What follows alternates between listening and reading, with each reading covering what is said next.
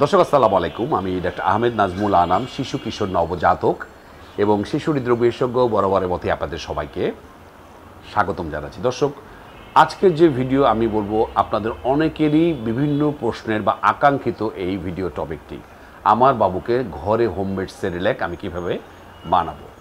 দেখুন, সেরেল্যাক নিয়ে আমার অনেকগুলো ভিডিও আছে। সেরেল্যাক খাওয়াবো কি খাওয়াবো না, এগুলো নিয়ে অনেক ধরনের ফ্যালাসি আছে। আমি আজকে সেই আলোচনায় যাচ্ছি না।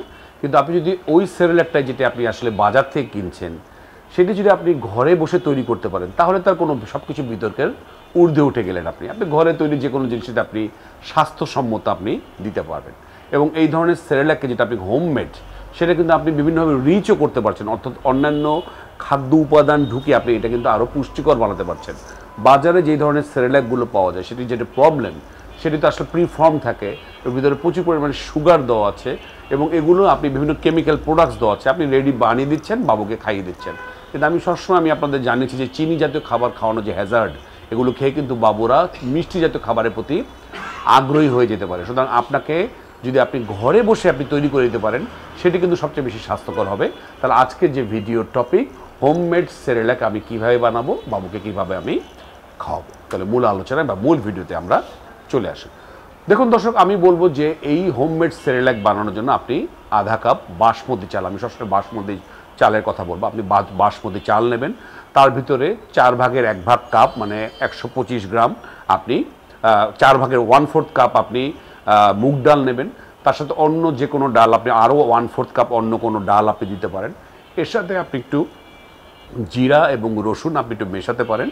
এবং এগুলো দিয়ে আপনি যেটা করবেন, এই ইনগ্রিডিয়েন্টসগুলো আপনি প্রতিটাই আলাদা আলাদাভাবে আপনি পানিতে ওভারনাইট বা আপনি অনেকটা সময় পানিতে রেখে দেবেন, ভিজিয়ে রাখবেন এবং পরবর্তীতে রোদে শুকাতে হবে। তাহলে আমি যেগুলো বললাম, আপনি বাসমতি চাল দিলেন, তার সাথে 2 ধরনের ডাল দিলেন, তার সাথে জিরা এবং রসুন একটু ফ্লেভারের জন্য আপনি দিলেন, আর অন্য কোনো ইনগ্রিডিয়েন্টস দেওয়ার দরকার নাই। সেটি আপনি পানিতে ভিজিয়ে রাখবেন, পরবর্তী রোদে শুকিয়ে অবশ্যই আপনার যে গ্রাইন্ডার মেশিন বা ব্লেন্ডার মেশিন যাই বলুন, সেটা আপনি গ্রাইন্ড করে একদম মিহি পাউডার বানিয়ে আপনি একটি পরিষ্কার যে জার, কাচের জারে আপনি রেখে দিন। তাহলে অবশ্যই কাচের জারটা যেন পরিষ্কার হয় এবং এয়ার টাইট হয়, সেখানে আপনি দীর্ঘমেয়াদীভাবে আপনি রাখতে পারবেন। আমি বলবো একবার তৈরি করে আপনি 1 মাসের বেশি ওইটি আর আপনার বাবুকে খাওয়াবেন না। তাহলে আপনারা রেসিপির যে ইনগ্রিডিয়েন্টসগুলো আমরা আবারও যদি বলি, যে আধা কাপ যদি আমি বাসমতি চাল নিই, তার সাথে 1/4 কাপ 2 ধরনের ডাল, মুগ ডালের সাথে অন্য যে কোনো ডাল আপনি দেবেন, তার সাথে একটু মশলা আপনি মেশালেন, মিশিয়ে আপনি রোদে শুকাবেন। তার আগে অবশ্যই একটু গ্রাইন্ড করার আগে আপনি একটু রোস্টেড করে নেবেন, আপনি তাওয়া একটু ভেজে নেবেন, তাহলে আপনার পাউডার করতে সুবিধা হবে।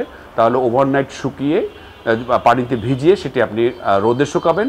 রোদে শুকানোর পরে আপনি তাওয়া একটু ভেজে নিলেন, রোস্ট করে নিলেন এবং সেটি আপনি পাউডার বানিয়ে জারে আপনি প্রিজার্ভ করবেন। তাহলে আপনার সেরেল্যাক তৈরি হয়ে গেল।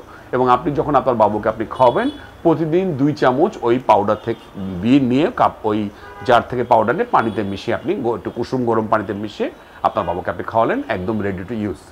ইয়েস, এখন বয়সের সাথে সাথে আপনি যদি মনে করেন এটাকে আর একটু রিচ করতে চান, আপনি এর সাথে আপনি কলা দিতে পারেন, এর সাথে আপেল পিউরি করে আপনি আপেলের পিউরি মিশিয়ে দিতে পারেন।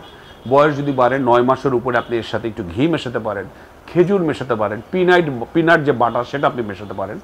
তবে আপনাকে খেয়াল রাখতে হবে, এই ধরনের খাবারগুলো কিন্তু আবার অ্যালার্জি বাড়ায়, সুতরাং এই ব্যাপারটা আপনি মাথায় রাখবেন। পিনাট বাটারে কিন্তু অনেকের অ্যালার্জি হয়। তাহলে খেজুর, পিনাট বাটার, ঘি এগুলো আপনি 9 মাসের পরে যোগ করুন। আর কলা, আপেল বা অন্যান্য যে কোনো ইনগ্রিডিয়েন্টস যেটা আপনি মনে করেন আপনার বাবুকে দেওয়া যাবে, তাহলে এই সেরেল্যাকটা বা সিরিয়ালটা আপনার বাবুর জন্য আরও বেশি সুস্বাদু হবে এবং তার ওজন বাড়াতেও সাহায্য করবে। তাহলে আমি মনে করছি দর্শক, বাইরের অযাচিত পয়সা খরচ না করে, বাইরের কেমিক্যাল প্রোডাক্টওয়ালা সেই সমস্ত সেরেল্যাক সিরিয়াল না কিনে আপনি যদি ঘরে বসে সেরেল্যাক বা সিরিয়াল তৈরি করতে পারেন, আমি যে রেসিপি বলেছি, যে ইনগ্রিডিয়েন্টসগুলোর কথা বলেছি, সেগুলো তৈরি করতে পারেন, আপনি 1 মাস ধরে কিন্তু আপনার বাবুকে সিরিয়াল বা সেরেল্যাক দিতে পারেন। আমি সবসময় বলি যে সেরেল্যাক বা সিরিয়াল কিন্তু কখনই আপনি আপনার বাবুর খাবার মূল খাবার হবে না। আপনি যেটাই খাওয়ান, ঘরে তৈরি বা বাইরে খাবার, এটা আপনি নাস্তা দিতে পারেন, সপ্তাহে 2 দিন বা 3 দিন দিতে পারেন। কিন্তু এইটা যেন আপনার রুটিন খাবার না হয়ে দাঁড়ায় যে এইটাই আমার বাবুকে দুপুরে প্রতিদিন আমি খাওয়াবো বা বিকালে আমি প্রতিদিন খাওয়াবো, এই ব্যাপারে আপনাকে অবশ্যই খেয়াল রাখতে হবে। তো দর্শক, সেরেল্যাক বা সিরিয়াল নিয়ে আপনাদের দৃষ্টিভঙ্গি আমি জানতে চাই। আপনারা কমেন্ট সেকশনে কমেন্টস করতে পারেন। আমার ফেসবুক পেজকে অবশ্যই ফলো করুন, ইউটিউব চ্যানেলকে সাবস্ক্রাইব করুন। আজ এ পর্যন্তই। পরবর্তী নতুন কোনো টপিক নিয়ে আবারও হাজির হব। সেই পর্যন্ত বরাবরের মতোই আল্লাহ হাফেজ।